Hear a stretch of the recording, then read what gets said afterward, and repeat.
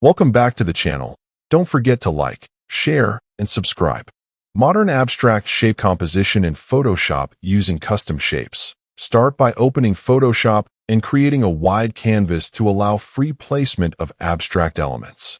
Select the Custom Shape tool and draw large fluid or geometric shapes across the canvas as the base composition.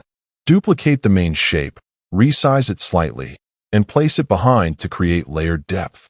Adjust fill colors so one shape dominates while others support visually.